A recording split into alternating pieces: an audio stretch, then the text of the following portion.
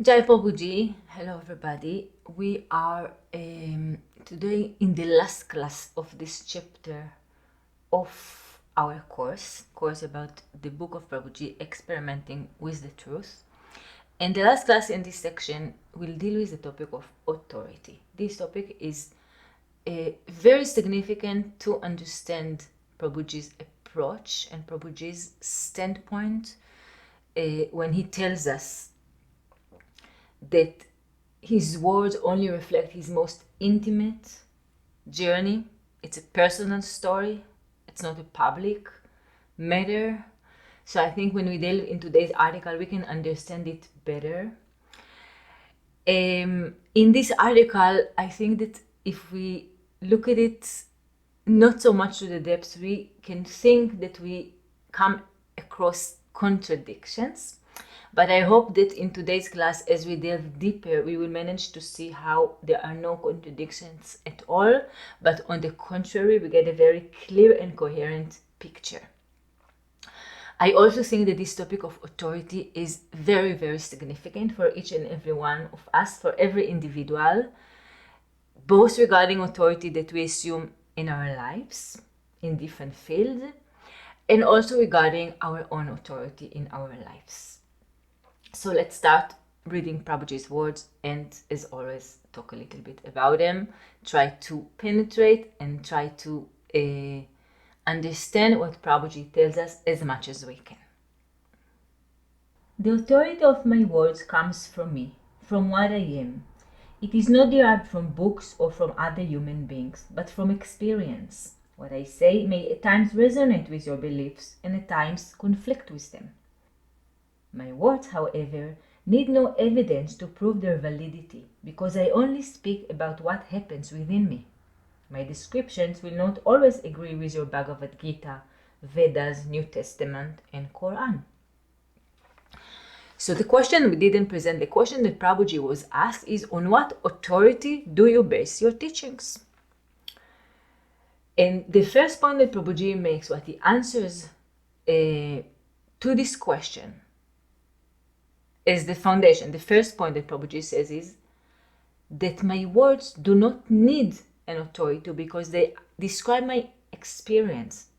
In other words, I think that if we examine Prabhuji's words, what he tells us, I don't claim to say that this is ultimate, but I share what I see, what I experience, and it is ultimately true as my experience. In the same way that each one will describe his experience, there will be no point in discussing whether it's right or wrong. If I'm saying that I'm hungry, if one says that he is in love, there's no point to discuss if it is true or wrong or what authority does it come from. It's our experience. Prabhuji says, I share what I see. I share what I experience. So this is the first point. Let's continue. In the end, all authority comes from ourselves. Even if we accept the words of the scriptures as absolute, we are the ones who give validity to what we consider sacred scriptures. So after Prabhuji tells us, what I speak is only my experience, that maybe will sometimes be in line with other scriptures, but not necessarily, because I don't claim to describe anything but what I see directly. In the end of this paragraph, we broke it to two because I think there are two significant points here. Prabhuji tells us, in the end, this is true for each and every one. And I think that in this, Prabhuji directs us to the point that even if we accept, let's say, Prabhuji's words as words that are coming from direct seeing of the absolute truth, we are the ones who gives validity, who gives authority to these words. In other words, Prabhuji tells us, and I think this is a key point in this article, that we are always the decision makers in our lives. Whether we accept that Krishna is God, maybe we think that there is nothing beyond our existence as human beings. Flesh and blood, this is all there is, only matter. Maybe we think that Akadosh Baruch Hu is good. Maybe we think that all religions are right. Maybe we think that nature is good. Whatever it may be, there is one point we cannot avoid, which is to be the decision makers in our lives. Even if we take one decision all our lives and we're sticking to it. Even if we change our decision every day. Even if we decide not to decide and accept other people's decisions. We cannot stop to decide. This is our decision. If we don't decide anything, it's a decision because we have the choice. And Prabhuji brings us to this recognition. And of course, this topic of authority, we bring it here in the context of the master-disciple relationship. And it's significant when we follow the authority of the master. It is significant when we follow or get inspiration from any religion and other human beings. And it's significant to understand where is my authority starts and ends as individual? Where is my acceptance of the authority of the other? How these two are working together, we can say. What is the dialogue between them? And this is exactly what I think that we get in this article from Prabhuji's words. ואמר רבי יוחנן, הרוצה שיקבל עליו עול מלכות שמיים שלמה, ייפנה ויטול ידיו ויניח תפילין ויקרא קריאת שמע ויתפלל, וזוהי מלכות שמיים שלמה. תלמוד בבלי ברכות י"ד עין א' ב'. Rabbi Yochanan further said, one who wishes to accept upon himself the complete yoke of heaven should evacuate himself, wash his hands, put on tefillin, recite the Shema, and say his prayers. This is the complete acceptance of the yoke of heaven. Talmud Bavli Brachot 1:4a b. So Prabhuji brings us here a quote from the Talmud, a Jewish scripture, that describes to us how one accepts the authority of the sky, we can say, of the yoke of heaven, the spiritual authority. And I think that what we see here that supports what Prabhuji told us previously, all authority comes from ourselves, is that this process, or this acceptance, we can say, it's done both in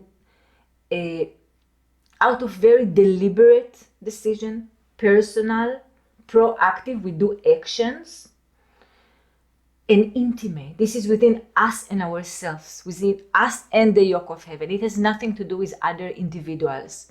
So we see here again acceptance of authority, but exercising our own authority, our own individuality. Are we not the ones who grant supremacy to our popes, priests, imams, lamas, and gurus? How can a verse from a scripture decide if I am satisfied or not?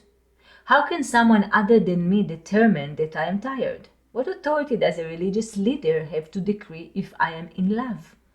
We are the sole authority of our internal words. So again, Prabhuji stresses this point, details, clarifies how it is evident that we are always the sole authority on our lives, whether we want it or not. We have no choice not to be our authority. And if we take this into the context of the master-disciple relationship, of course what Prabhuji tells us, and this is the same being that told us, that quoted all the scriptures that tell us how important it is to take a spiritual master, to follow someone who sees the truth directly. And we will definitely see further in this article, Prabhuji does not change his mind. And yet he tells us we are always the decision makers. We are the ones who choosing deliberately to take this authority. And I think what it also tells us is that within this master-disciple relationship, within this dialogue, we cannot stop to be the authority. We are the authority every second. Because Prabhuji says an external individual cannot know exactly what is our most intimate experience. Only we know. We remain the masters of our lives. Even if we take a master and follow him to the best of our ability, with as much obedience, cooperation, receptivity, surrender as we can, still we are the authority in our lives. And I think this is the reason why in this relationship, in the master-disciple relationship, if we will see, for example, master and disciples who follow the same individual, we will see that each one has a totally different path, totally unique and individual way to pave his way towards this unity with the master, to understand the master, to follow the master, because each one continues to be the sole authority in their lives and listen to what is true for us, what is right for us. Prabhuji brings here the example, no one can know if I'm in love other than me. No one can know my most intimate feelings, which means I need to keep being present and take into account my experience in this dialogue. So I think that it stresses again the point that in the master-disciple relationship, we are following the truth. We are surrendering. We understand, as we said in the previous classes, we do not forget the context, that we are understanding that we do not see reality as it is. We understand that we are in confusion. We understand that this being has seeing that we would love to be established in. We recognize it. We do not dismiss it. And yet we are aware of our own individual way, our difficulty, our even resistance, our specific nature. We must take it into account in cooperating with this dialogue with the master. Institutionalized religion preaches the supremacy of an external authority. This strips believers of authority and gives it to scriptures and prophets. But blindly accepting authority destroys all searching and therefore any possibility of finding, discovering, or unveiling. Truth cannot be acquired through some external intermediary. It is extremely delicate and withers when passes on. For one to truly learn rather than merely accumulate second-hand knowledge that has been passed down, it is necessary to leave out any external authority. You are authoritative when you speak out of your own experience. You act with authenticity if your actions originate in what you really are. So here Prabhuji talks about the danger, the problem of following an external authority. He talks against, for sure, the institutionalized religions that strip us of our own authority. They tell us this is the truth, this is the way, this is the problem, this is what you should do, this is what you should not do. And that's it. You can continue an automatic pilot, so to say. Your experience, your thoughts, your feelings are not so significant because we bring another truth that is ultimate and you can just follow it. Prabhuji says this is very dangerous because it doesn't cultivate our awareness of ourselves, but just the opposite. It doesn't cultivate our listening to the truth, openness to the truth, but just the opposite. We do not need to listen because we get all the answers. And he explains how significant it is that we have direct contact with the truth, not to get it through intermediary agent, through some external authority that tells us what is right, because we need to keep constant contact with our own experience. And this we get from the beginning of this article, very clear in Prabhuji's words. And we get here again the danger in following something blindly without examining. So let's continue.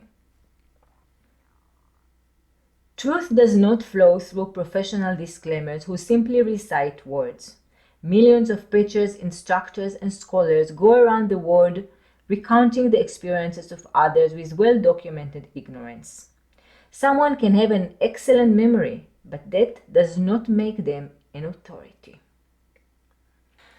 So the points that we get here, I think, one is Prabhuji tells us that truth does not flow through professional disclaimers. And I recognize two points that I think it's important to pay attention to. One is the very first. Truth does not flow. It means that truth can flow sometimes, and truth sometimes does not flow. And if we examine this statement, the truth can flow or sometimes doesn't flow, it means that all of us have the ability to recognize truth. Just the fact, I think, that we use the word authentic in our vocabulary, we can say, this seems authentic to me, this seems inauthentic. It means that we have some recognition of what is true, of what is genuine. And we sometimes may disagree on certain phenomena, but the essence is still there because all of us have this judgment of what we feel is true. It means that even if we are not realized and enlightened beings and established in absolute seeing of truth, we can recognize truth.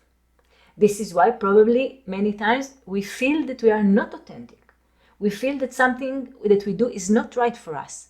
We feel uncomfortable in certain situations. Even we can feel that we are cheating because we can distinguish when things are true, when things are genuine. And this is something for sure inherent in every human being, as Prabhuji tells us.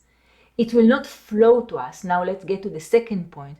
If it comes from professional disclaimers, which means if beings who delivered this truth to us, regardless of how true it is objectively, are not speaking out of their own true experience, are not in line with what they say in their own experience, it will not pass to us. We will feel it.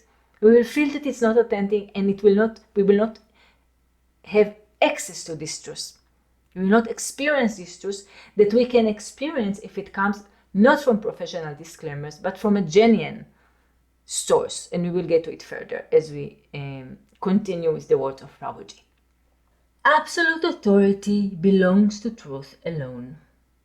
Only the words of someone who is truth itself are authoritative. Reality can flow through those who have emptied themselves, such as Moses, Samuel, the Baal Shem Tov, Rabbi Nachman of Breslev, Alter Rebbe, Rashi, Buddha, Jesus, Lao Tse, and Kabir. Since such discourse does not stem from the mind, it cannot be considered mere words, but it's speech from a plane that transcends words. Okay, so now in this paragraph, Prabhuji talks to us about the ultimate truth. And we said in the beginning of the course that we're likely to find apparent contradiction in this article if we don't delve deeper and try to connect all the contradictory aspects. And let's explain, because this contradiction is not only an intellectual issue, but it can be a significant question that we have with ourselves. On one hand, Prabhuji tells us, I only share my experience. I don't come to tell you there is ultimate truth. I come to tell you this is what I see and what I think. And you follow your own authority. Prabhuji encourages us to follow our own authority and also brings us to the recognition that in any case we follow our own authority. And yet, and in addition, Prabhuji tells us, it is dangerous to follow external authority. It is dangerous to accept some truth as an absolute truth and follow it and disregard our authority. But now Prabhuji tells us, but yes, there is ultimate truth. So this can be so confusing. So should I follow my individuality, disconnect from other suggestions, other opinions, listen to myself, find what is right for me, pave my own path. Don't listen to others that make me feel that I am confused, that I'm an illusion, that I do not know. This can create in me lack of confidence in my own authority. So we can think, what is going on here? And very interestingly, if you look at the Bhagavad Gita, we bring it here once in a while, the dialogue between Krishna and Arjuna, that Krishna is guiding Arjuna to the light, we can see exactly the same apparent contradiction. If we look in the Bhagavad Gita, Krishna talks to Arjuna about the truth. For example, in 434, that is a verse that we brought a few times already, so we will not repeat the verse right now. Krishna tells Arjuna, if you want to experience the truth, capital T, there is the truth, find beings that saw this the truth and follow them because they can guide you to this truth. There is ultimate truth. And certain beings saw this ultimate truth. And they can help you to go into this ultimate truth. Okay, so here we see there is some authority that I can benefit from because it is better than me, and I should better follow it because it will help me if I want it, if I want to be in truth. And at the same Bhagavad Gita, in the end of this dialogue that Krishna guides Arjuna through Karma Yoga and Bhakti Yoga and Jnana Yoga and the spiritual wisdom, finally what Krishna tells Arjuna, but everything that I shared with you is just my opinion. It's my opinion. And you do what you think. In addition, Krishna tells Arjuna, the only reason I share it with you is because you are my friend. In a way, Krishna tells Arjuna, and we will see it also inside the Bhagavad Gita, I do not preach to those who are not interested. I share. But you will do what you want. And we can conclude that Krishna tells Arjuna, you will do what you want, both that he suggests to him, please do what you want, you don't have to take my words.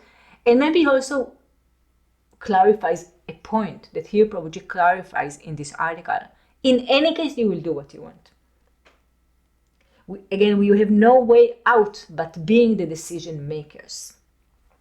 But we see the same contradiction. There is the truth, but Krishna tells Arjuna, I only share my experience, but you do what is right for you. Similar to Prabhuji told us in the beginning of the article, make it clear, I share my experience. You are going to follow your own authority whether you want it or not. And also Prabhuji clearly tells us in his message in general, in all the teachings, that he does not encourage us to follow his words and imitate his words and accept them as ultimate truth. But he brings it for us to contemplate on. So the question that we are left with, is there an ultimate truth that I should listen to that is better than my own truth? Or each individual has same access to truth? We said all of us sense truth, and some level there are certain beings that will say there's no being that can have this ultimate truth because we are all human beings. So no human being is better than me in their ability to access life. We are all imperfect. We are all conditioned. And there's nothing like beings that saw the absolute truth, right? There are people that think this way. But we are left with this question from Prabhuji's words because on one hand he tells us, yes, you follow your own path, don't accept others as ultimate. But yet Prabhuji tells us that there is some ultimate truth. So let's try to reconcile this apparent contradiction that in a way we already started to reconcile it within the words that we mentioned. So first is Prabhuji tells us, the first point Prabhuji told us that what he shared is only his experience, and we will always follow our experience. Does not stop to be right, even if we accept that there is ultimate truth. Even if we accept that we are in confusion, in illusion, do not have direct access to reality, still we are the authority in our lives, whether we want it or not. And still Prabhuji only shares his experience with us. There is no contradiction. And the way to reconcile this apparent contradiction is that what Prabhuji shares with us, for him, is probably ultimate because it's his experience, in the same way that for us, our experiences are ultimate, is our experiences. For us, however, this is not yet ultimate truth. So our way to follow words that come from personalities that are established in truth, or even to examine, even if we do not accept that there are personalities who are established in truth. But our way to, when we are moving in the field of religion, of spirituality, of philosophy, differently than on the level of the mind, and the intellect, our interest is not in determining if something is true or false in the level of the thoughts of the intellect, that we say this is right and this is wrong, and with this our examination finished. We decided he is the right party, he is the wrong party, that's it, we finish our investigation. When we are in the field of spirituality, of religion, of philosophy, the process is completely different, because our interest is different, because we want to really touch it directly, intimately. So we're not busy in determining when we still do not see directly, when it's still premature, even if we accept it.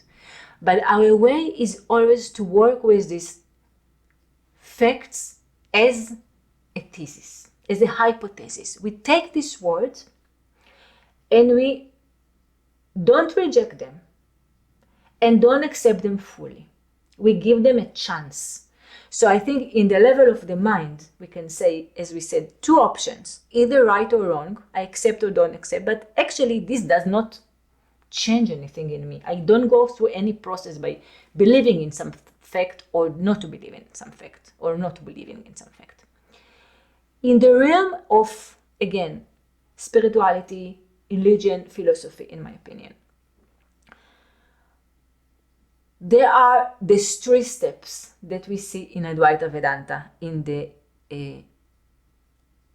path, Hindu path, that suggests to us to inquire into the truth until we recognize it, to go from the intellect into the meditation, into the realization.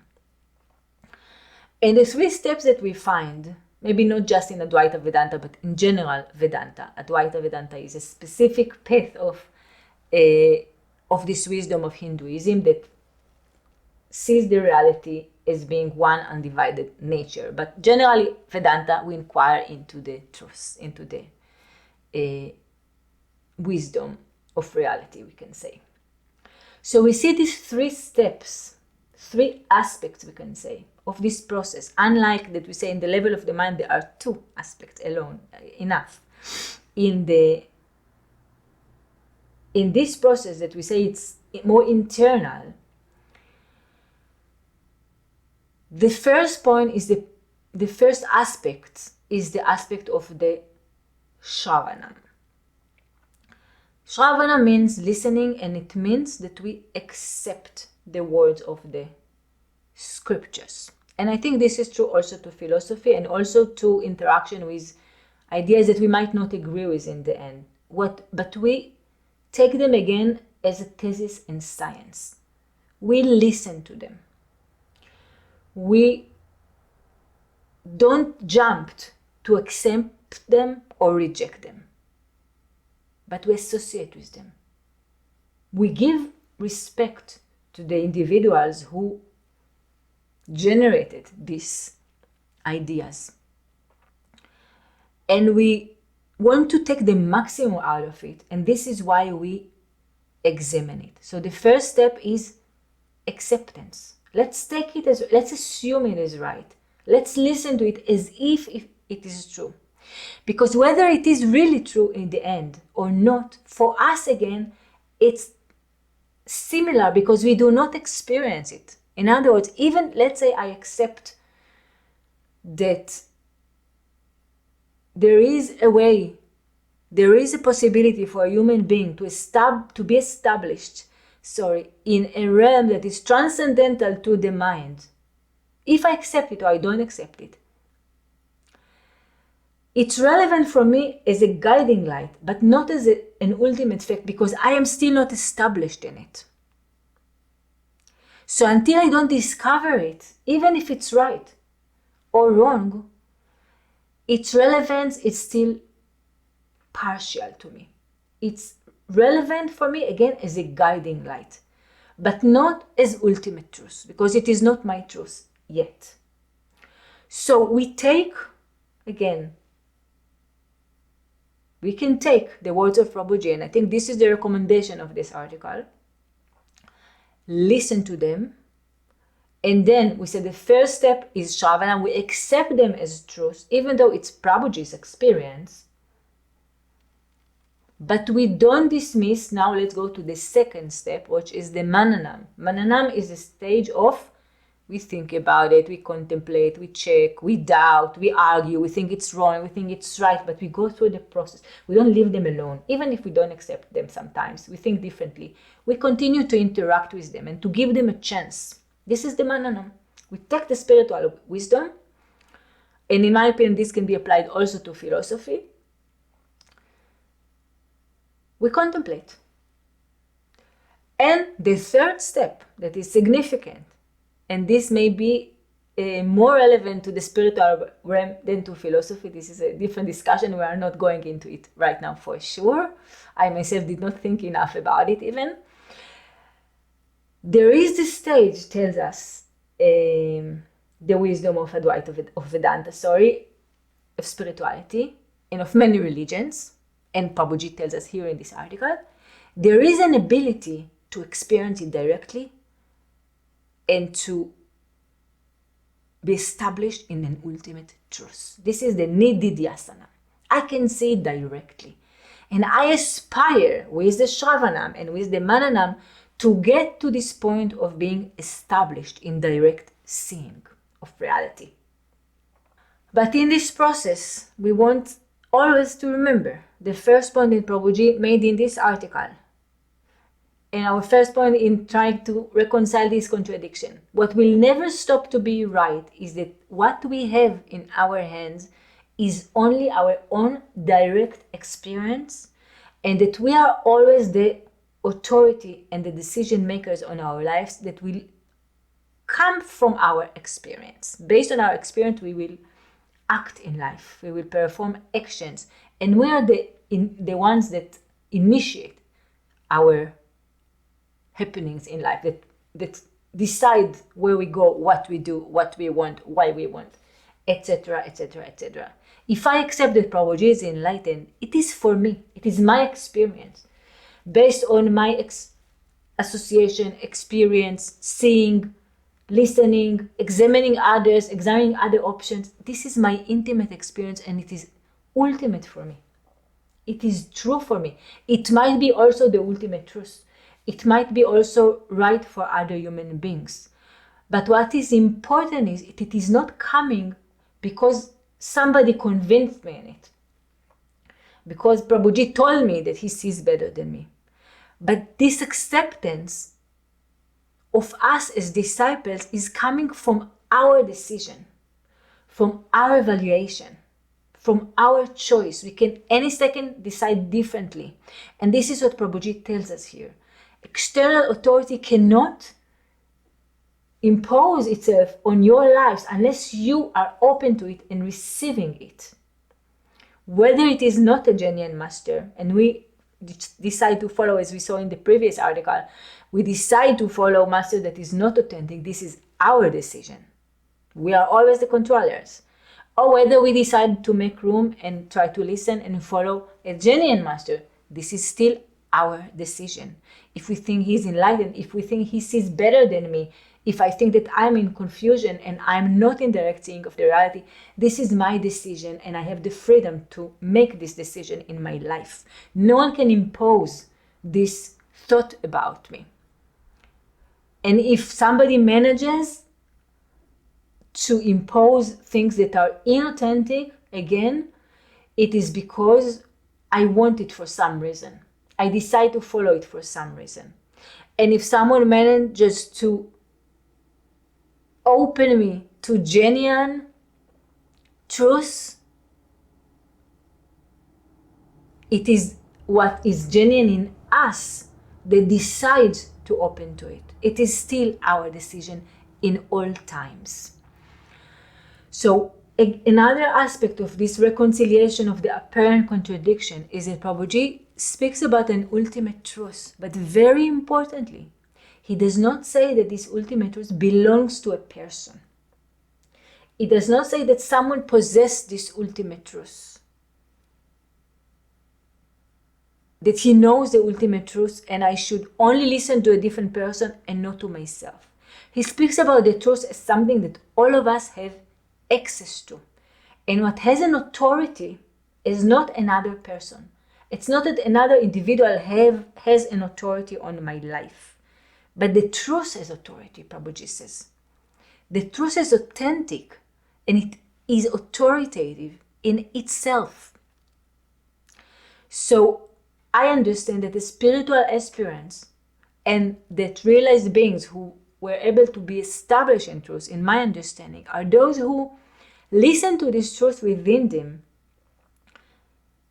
listen to the authority of this truth, and gave it more and more room in our cluttered house.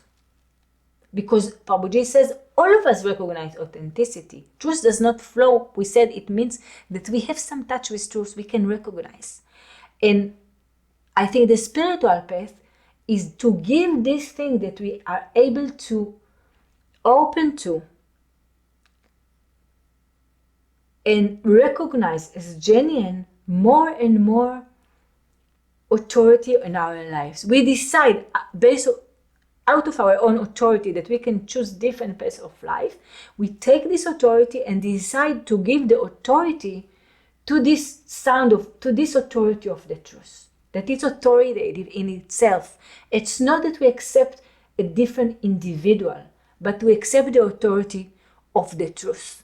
And importantly, as we said, Prabhuji says, this truth does not belong to a person. It does not belong to institutions, to religions, to dogmas, to doctrines, to words. It's an experience that we want to penetrate into and have our own dialogue with. רבי בא בר כהן בשם רבי יהודה בן פזי. תדע לך שחביבים דברי סופרים מדברי תורה. תלמוד ירושלמי, מסכת ברכות, פרק א'. Rabbi Ba, son of Cohen, said, in the name of Rabbi Yehuda, son of Pazi, you should know that the words of the Sufrim, sages, the first exponents of the oral law, are preferable over the words of the Torah, Bible. Talmud Yerushalmi, Brachot, chapter 1. Muhammad's teachings are authoritative, not the words of Muslim preachers. The message of the Baal Shem Tov has authority, not the words of a professional preacher. The teachings of Shankara are filled with authority, not those of Pandits. The words of Krishna are bona fide, not those of the Vaishnava missionaries. The teachings of enlightened masters have authority, not the preaching of religious propagandists. Okay, so we continue further. Prabhuji tells us and clarifies more here that there are words that are more authoritative because they come from specific individuals. Again, we think another contradiction. We just said it is not belonging to a person, this truth, right? It's the truth. All of us have access. But yet, there are certain conditions that this truth is passes to us. Prabhuji told us previously in this article, it does not pass through professional disclaimers when it is not genuine, when the words that are spoken are not in alignment of the experience of the one who spoke them.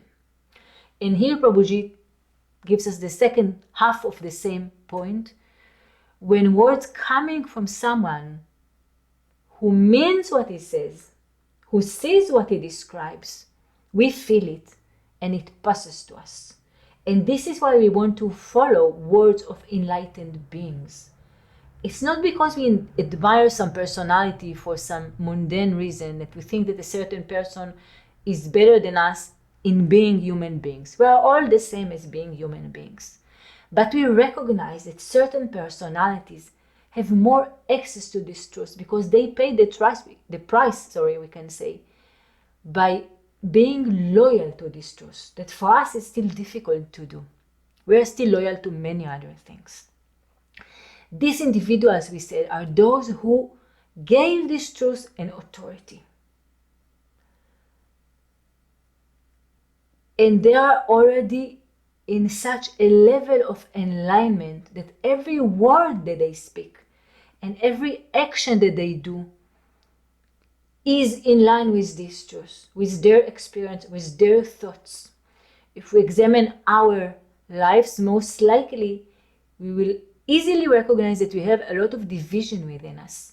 We want something, but we do something else, and we think something else, and we hope to do something else, but it doesn't always work for us. And as we said many times, we feel not genuine, not authentic, not in truth, not sure if what we do is what we really want to do, etc.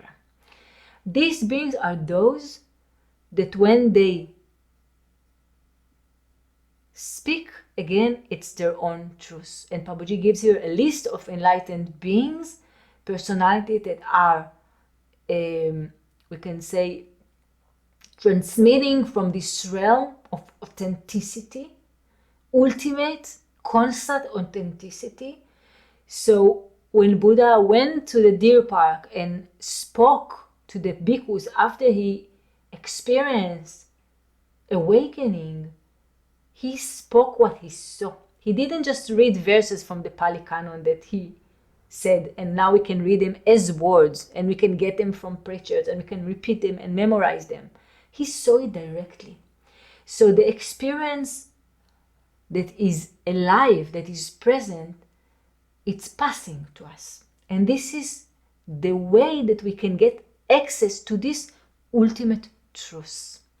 We don't follow other beings, but in a way, but at the same time, not in a way, we follow other beings because we recognize that this truth is manifesting through them. So these beings, when Jesus shared his discoveries, it was in innermost understanding, direct seeing.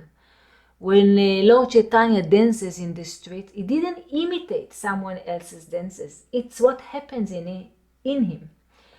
And in this level, these beings, differently than when we recite words that are not our experience, are again in complete alignment, in complete oneness. They are one-pointed.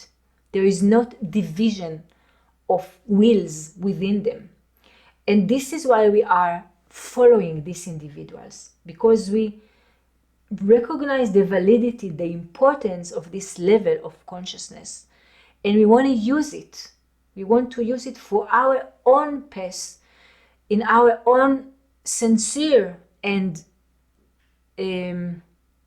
not easy steps toward being able to be established in this level of consciousness. We get help because from us alone, it's so difficult when we get so many opinions and feedback in the world that are not in alignment.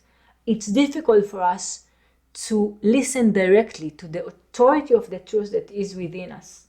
And these beings help us to connect with it because they are so established in it, because they are so loyal to the truth, and therefore what they give us is so powerful. It can impact us because it connects with the truth within us, with our little attempts, little steps to connect with this that are, again, sometimes hopeless against of the noise of the world. But with help, they can get more ability, more. It can fortify them. It can increase them. It can nourish them. And this is why we follow realized beings. This is why we listen to scriptures and try to open them, because we recognize this fact, and based on our authority, our choice, our individuality, our experience, we make this decision. Only those who have seen the truth can talk about it. Light flows through a tattva darshinaha, a seer of truth. Tadvidi pranipatana pariposhnana sevaya upadekshanti tenyanam nyaninas tattva darshinaha. Try to learn the truth by approaching a spiritual master. Inquire submissively and render service to the master. Self-realized souls can impart knowledge onto you because they have seen the truth. Bhagavad Gita 4:34. I am not against accepting an enlightened master, because the other option is to surrender to the mind. The ego of one who does not submit to the authority of truth inevitably takes control. So here we get the full verse that we mentioned earlier, that we come across quite often in this course because it's such a significant verse, and Prabhuji brings it here, that Krishna guides Arjuna to follow a spiritual master that saw the truth, that has access to the truth if he desires to experience truth directly.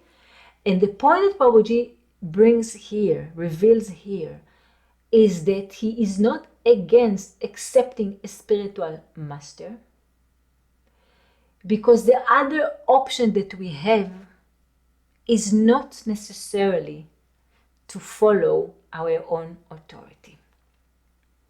Interestingly, another aspect that we get, another floor in this building.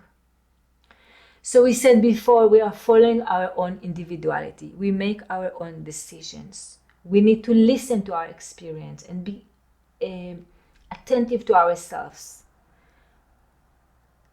And at the same time, we don't want to follow external authorities because they can disturb our listening, our dialogue with ourselves, our awareness of ourselves. Because we stop being aware, we're just in the external authority. Here Prabhuji gives us another aspect to follow a spiritual master, a genuine, realized being. That is the fact that when we do not follow, let's say we do not follow preachers, and also we do not follow a realized being, what is left for us is not necessarily to follow ourselves. Is not necessarily to listen to our own authority and to be the decision makers in our lives. Because currently in our lives, we maybe didn't pay attention, but we have a lot of other authorities and not only our own authority.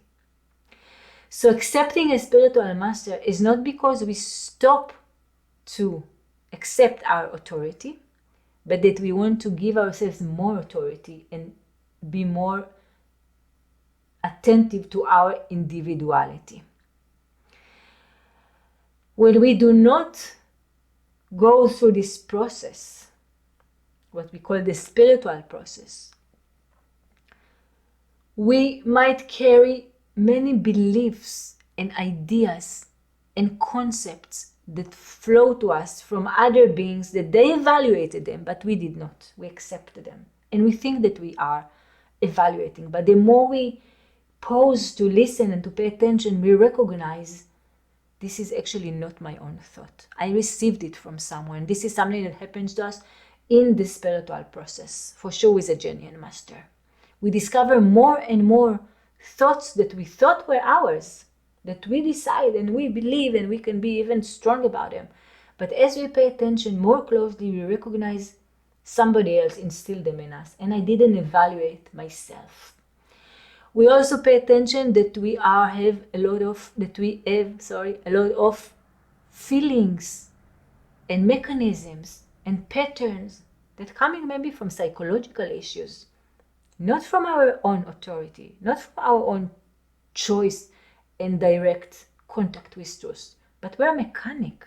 We react in certain ways that we did not choose, but we were programmed to act in them because of so many psychological experiences that we went through. And so Prabhuji tells us, I am not against accepting a spiritual master, because by not following a spiritual master, it doesn't mean that we are following our own authority. And maybe, in many cases, it will be the opposite. By following a genuine master, we will actually gain more access to our own authority.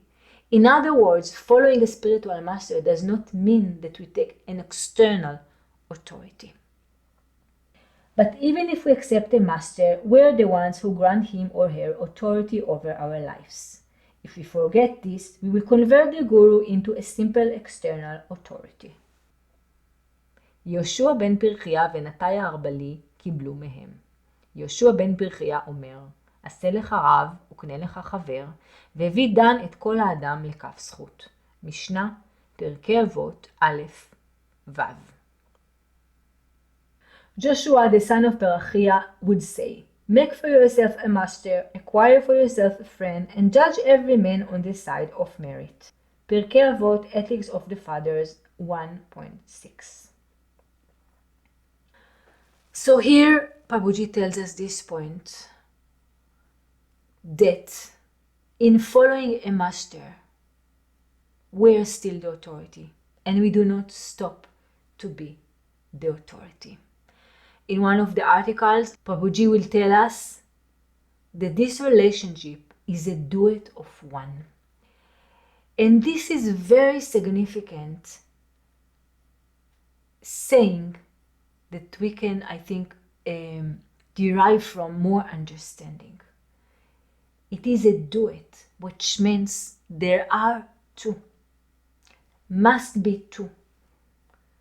Duet, both of them are dancing. Both of them are moving. Both of them are experiencing. Both of them are thinking, evaluating, and making decisions. There are two. But this duet is a duet of one. Both of them are united in where they go, in what they want. It's a duet of one. And here Prabhuji quotes a very beautiful verse from the Mishnah that shows us so beautifully how it is a duet of one. So this verse that Prabhuji quotes says, Aseh lecha rav, which translates to make yourself a rebbe, make yourself an authority, make yourself a guru. And what do we see in this part of this quote? If we ask, so who is the authority? Make yourself a rebbe. We see this verse talks about an authority. Who is the authority in this part? The Rebbe, right? Rebbe is an authority, but it says make yourself, so you are the authority. We see here both two authorities in such a short phrase, 3 words. Make yourself a Rebbe means you are the authority that gives the authority to the Rebbe, that takes an authority. Both of you are authority. And then what will happen? We see in the second part, ukne lecha chaver. It means acquire a friend. So make yourself an authority, give the Rebbe an authority, give the Guru an authority, and in this you are buying a friend. You're acquiring a friend. So here I think we see the one in this duet. In the first part we see the duet. You are the authority who gives an authority to another individual. Accept his authority. You are two, both significant. But then what will happen? You will acquire a friend, which means there will be no authority. You are together. Now you are one. There is no question of who is the authority when there is a common will, because both are in the same direction. Both are authorities in the master-disciple relationship. We are always the authority and the master is always the authority. And we don't care about whose authority is this because we care about the process and the happening that is in this dialogue, in this interaction. The freedom to decide always comes from you. As Krishna states, Iti tenyanam akyatam guyad guyataramaya vemrushya itadasheshena yatechasi tadhakuru. Thus I have explained to you the most confidential of all knowledge. Deliberate on this fully and then do what you wish to do. Bhagavad Gita 1863. In fact, by surrendering to a realized being, you do not accept the authority of a body-mind complex, but of the truth expressed in this being. Only those who have ceased to be someone can become masters. The authority of one who has realized the authenticity is not foreign to what you are. It cannot be considered external because it does not come from the master's personality, but from nearness to the truth. So now we met the second verse that we mentioned in the Bhagavad Gita when Krishna tells Arjuna, ultimately do what you want to do. And here Prabhuji tells us further, when we follow a spiritual master, we do not follow a person. an individual, which again helps us to close the apparent contradiction that we might thought there was. We spoke about it in previous classes that these beings empty themselves, and what we follow is our own experience. As in the example of art that we met in previous class, we can never experience the experience of another individual. We only have access to ourselves, to our own experience.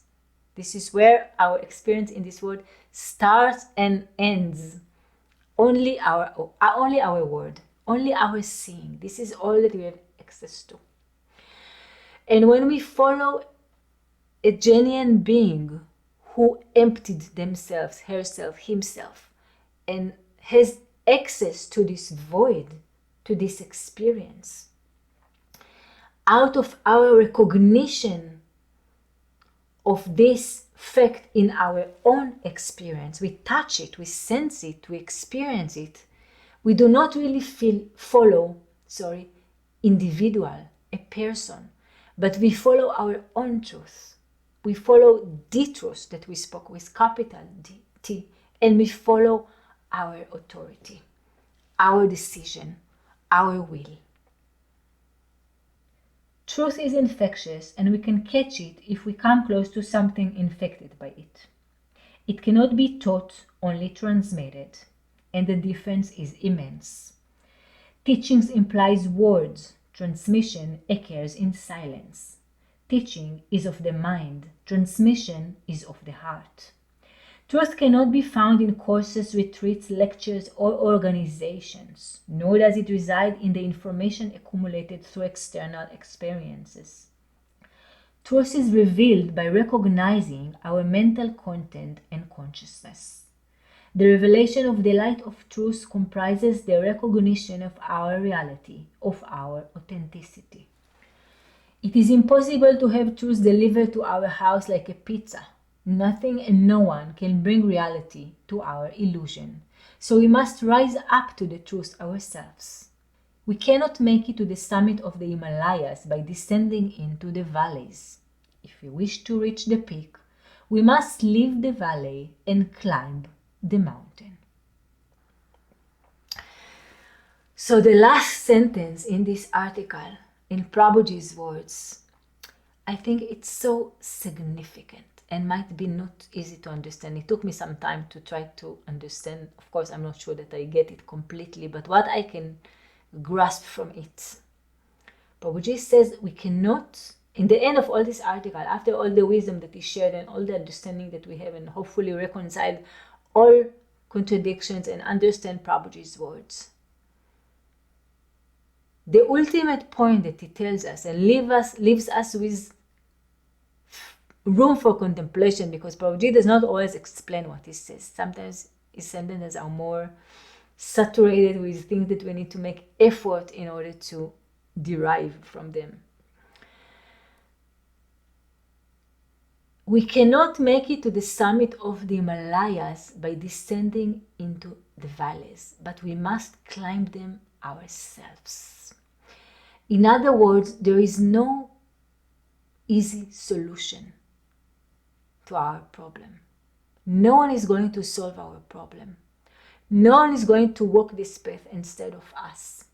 Whether we follow a genuine master or we do not follow a master, or wherever we are in life, we will not get the truth from external source, even if we get help from a realized being. We as individuals must pave our own path toward it. And in the same way that these individuals climb into the summit of the Himalayas, we need to climb to our own mountains by ourselves. We will not get to the heights by sinking down and getting easy answers and getting help.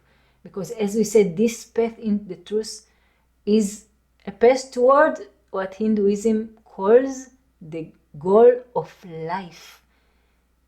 This is maybe even sharp as an individual to think that there is an experience that we can be true to ourselves. Human beings, many of us will say, there is nothing like this. We are all conditioned. We are all limited, we are all fragile, we are going to die, we're just humans. How can a human being accept to recognize a reality that is transcendental to the experience of the mind? We are all minds. But the spiritual realm is for those crazy personalities who think that there is a possibility of being established in a realm that is transcendental to the level of the mind, and that are making effort toward this summit of the Himalayas. So with this Prabhuji's powerful word, we will end the class of today. Thank you for joining. Jai Prabhuji.